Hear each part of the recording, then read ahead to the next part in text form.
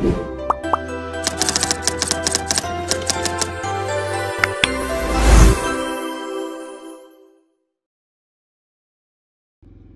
Assalamualaikum warahmatullahi ta'ala wabarakatuh. I am Al-Sukri Magidala Abdul Latif, and today we will talk about the most intriguing and interesting topic, which is totoo nga ba na tatay ni Adolf Hitler si Jose Rizal?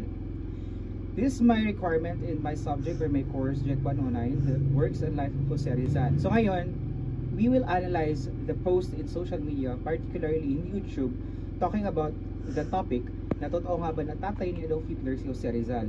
Upon analyzing the video and the key points of the video, now I will criticize and give my opinion regarding sa mga points na yun. Unang punto, Jose Rizal stayed in Europe, particularly in Germany, for many years. Yes, totoo yan, no? According sa point na yun, si Dr. Jose Rizal daw ay nagtagal sa Germany, particularly in the late 1880s and the early 1890s. Nag-study siya sa Berlin, sa Paris, and sa United Kingdom.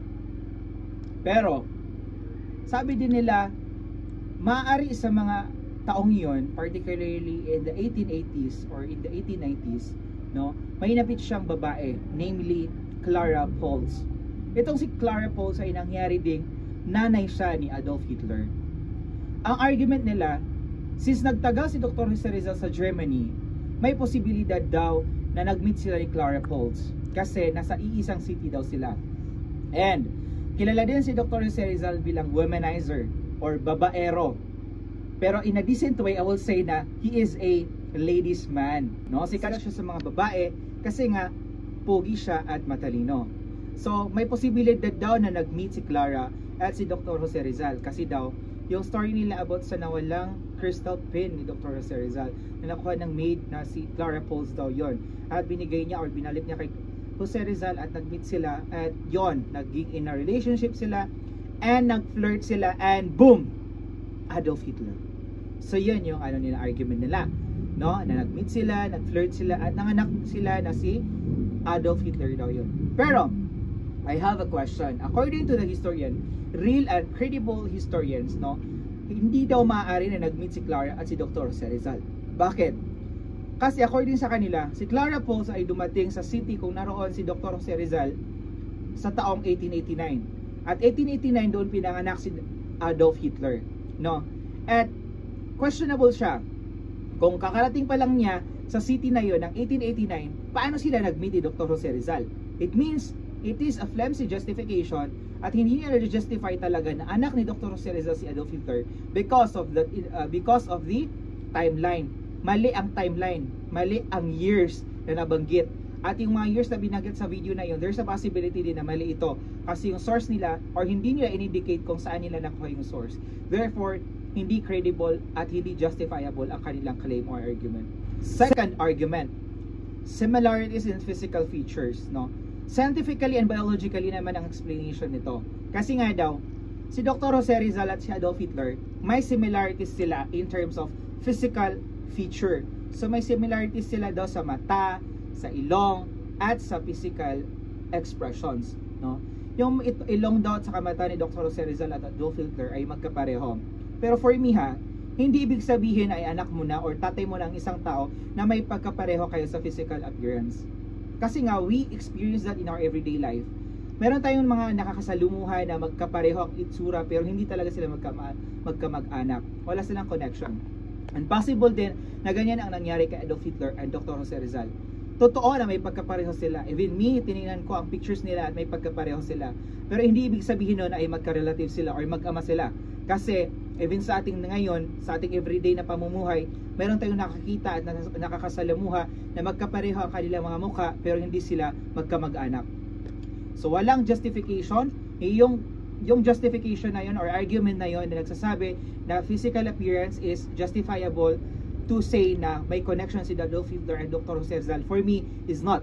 Hindi yun justifiable because we need a clear evidence talaga, no? Paper or document evidence na nagsasabi na may connection si Adolf Hitler at saka si Dr. Jose Rizal. Third point, ang sabi nila, meron daw historical cover-up na nangyari, no? Ang sabi kasi nila na si Dr. Jose Rizal ay isang bayani, national hero siya ng Pilipinas. At si Adolf Hitler ay kilala bilang the dangerous man or the dangerous human being that have ever lived in our world. Sa tingin ko, posible na tinago ng Pilipinas ang katotohanan na anak ni Dr. Jose Rizal si Adolf Hitler, at tinago din ng Germany na anak ni Jose Rizal si Adolf Hitler. Bakit? Kasi sa Pilipinas kilala si Dr. Jose Rizal bilang isang bayani. So posible na makadiminish sa kanyang pangalan kung anak niya si Adolf Hitler na isang killer. Then, si Adolf Hitler naman tinago din ng Germany na tatay niya si Dr. Jose Rizal. Bakit? Posible na kung anak siya ng isang bayani, mag-glorify pa ang pangalan ng isang mamamatay tao. Posible na yun yung nangyari. Pero para sa akin, yun ay very impossible. Bakit? Kasi nga, we can rewrite history, pero hindi sa ating panahon ngayon. Posible sa kanilang panahon na posible nilang i-rewrite ang history, pero hindi totally erase the history. Kung may katotohanan na may connection si Adolf Hitler at Dr. Jose Rizal, kahit man lang isang katiting na paper, isang katiting na document na nagsasabi or pwedeng mag-justify na anak ni Dr. Jose Rizal si Adolf Hitler, dapat meron pa rin yan ngayon. Pero walang available na document sa panahon nila, at hanggang ngayon ay walang nahahanap na dokumentong nagsasabing anak talaga ni Dr. Jose Rizal si Adolf Hitler. Kilala si Dr. Jose Rizal bilang isang manunulat, novelist, and also magaling siya magsulat ng kanyang sariling biography at diary.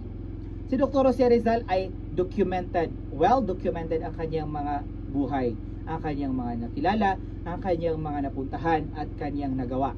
Pero wala siyang nabanggit ni pangalan na Clara or pangalan na Pauls sa kanyang diary at kanyang documentary or kanyang biography.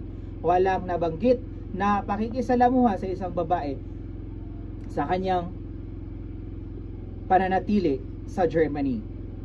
So, yan ang isang rason kung bakit hindi malakas na ebidensya o hindi malakas na justification ang pagsasabing historical cover-up ang nangyari. Kasi walang document na nagsasabi na talagang anak ni Dr. Jose Rizal si Adolf Hitler. Panghuli ay ang kanyang pagkakaiba ng ideolohiya. Si Dr. Jose Rizal ay kilala bilang isang reformist, educator, doctor, at isang advocate ng peace. At si Adolf Hitler ay kilala bilang the personification of evil. Ang kanilang pagkakaiba ng personalidad at ideolohiya ay nagsasabi din or nag-justify din na hindi sila magkapag-anak. Kasi scientifically and logically, dapat ang mag-ama ay may magkaparehong ideolohiya, may pagkakapareho sa personalidad. Pero si Dr. Jose Rizal Adolf Hitler ay may malayong distinction. May malayong distinction sa personalidad at ideolohiya. Yan mga kaibigan ang aking opinyon at analisasyon sa topic na totoo nga bang tatay ni Adolf Hitler si Dr. Jose Rizal. Ang history ay nakabase lamang sa katotohanan. Pero itong topic na ito ay isang fictional story lamang at hindi historical truth. Ang history ay napakaganda at interesting na topic at pag-usapan. Pero dapat sa katotohanan lamang. Pero maganda rin pag-usapan ang mga ganitong konspirasiya para tayo ay matuto at malaman ang katotohanan. Yun lamang po at maraming salamat. Assalamualaikum warahmatullahi wabarakatuh.